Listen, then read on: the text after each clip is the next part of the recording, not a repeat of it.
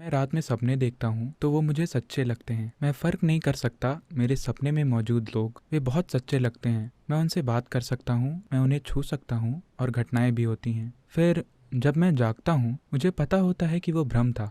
क्या मेरे जीवन के लिए भी यही बात है? ये जीवन कितना सच्चा है? क्या एक दिन ऐसा होगा कि जब मैं जागूंगा तो ये सब मेरे लिए सिर्फ एक भ्रम होगा?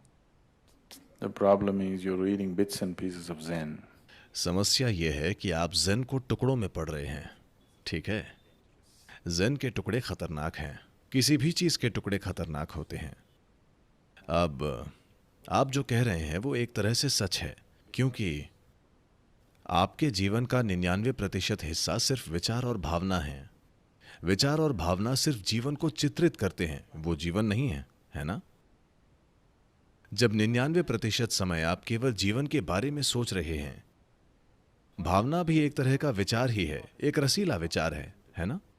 विचार सूखा है, भावना रसीली है, लेकिन फिर भी एक विचार है ना? जैसा आप सोचते हैं वैसा ही महसूस करते हैं, है कि नहीं? हाँ, है कि नहीं? अब अगर आप सोचते हैं कि अरे ये एक अद्भुत व्यक्ति है, तो उस व्यक्ति के प्रति आपकी भावनाएं मधुर होंगी। अरे ये एक भयानक व्यक्ति है, तो उस व्यक्ति के प्रति आपकी भावनाएं बुरी होंगी। आप ये सोचकर कि ये एक अद्भुत व्यक्ति है बुरी भावनाएं नहीं रख सकते। आप ये सोचकर कि ये एक भयानक व्यक्ति है अच्छी भावनाएं नहीं रख सकते, है कि नहीं? क्योंकि जैसा आप सोचते हैं वैसा ही महसूस करते हैं। विचार और भावना अलग नहीं है, वे एक ही चीज हैं। वे सिर्फ विचार हैं, एक सूखा है, दूसरा रसीला है। चूंकि ये रसीला है, ये लंबा चलता है, इसलिए आपको लगता है कि वे अलग हैं। तो आप ऐसे सोच सकते हैं। आज आप सोच सकते हैं ये एक अद्भुत आदमी है, कल उसका कोई काम आपको पसंद नहीं आता, आप अचानक सोच सकते हैं ये एक भयानक आदमी है। आपका विचार तुरंत 90 डिग्री मुड़ जाता है, पर भावनाएं इतनी जल्दी नहीं मुड़ सकती। वे लंबा समय लेती हैं। इसमें कुछ दिन या एक महीना लग जाता है, लेकिन कुछ समय बाद वे विचार से आकर जुड़ जाएंगी, है कि नहीं? हाँ, वे ज्यादा समय लेती हैं।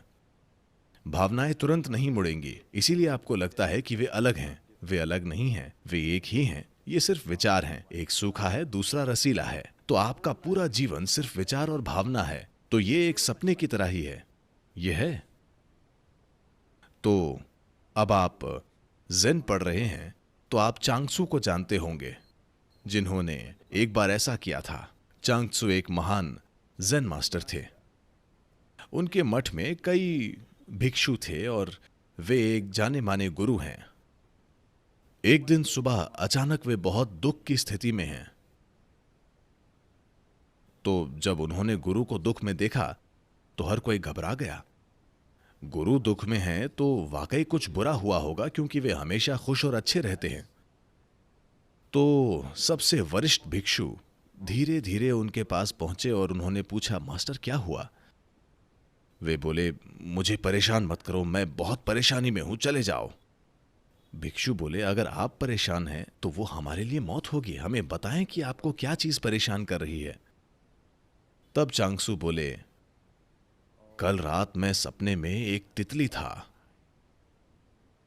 भिक्षु बोले, तितली होने में क्या हर्ज है? हम कई चीजें बने हैं, कभी कभी हम सुअर बने हैं, पक्षी बने हैं, बहुत सी चीजें बने हैं, उसमें कोई समस्या नहीं है। तितली काफी अच्छी है, तितली में क्या हर्ज है? उन्होंने कहा, बेवकूफों, तुम्हें समझ में नहीं आ रहा कि जब मैं तितली था मैं वाकई में उड़ा। मैं जाकर फूल पर बैठा, मैंने फूल को महसूस किया, मैंने फूल को सूंघा, मैंने फूल को चखा, वो सब सच था। अब मुझे ये नहीं पता कि मैं चांगत्सू तितली बनने का सपना देख रहा हूँ या मैं तितली हूँ जो चांगत्सू होने का सपना देख रही है। सच क्या है? क्योंकि दोनों समान रूप से सजीव और सच्चे लगते हैं। जब आप सिर्फ विचार प्रक्रिया पर जीते हैं तो ऐसा ही होता है। वे अपने भिक्षुओं को आध्यात्मिकता की बेहोशी से बाहर निकालने के लिए इसका एक विधि के रूप में उपयोग कर रहे हैं, क्योंकि लोग सूत्र और ये और वो पढ़ रहे हैं। उन्हें लगता है कि वे जो पढ़ते और सोचते हैं वही आध्यात्मिकता है। तो वे उनके मानसिक ढांचे को तोड़ने की कोशिश कर रहे हैं ताकि वे अस्तित्व से जुड़ जाएं। अगर आप जीवन का अनुभव कर रहे हैं, जीवन, विचार नहीं, भावना नहीं, जीवन, अगर आप जीवन का अनुभव कर रहे हैं तो ऐसा सवाल नहीं उठेगा।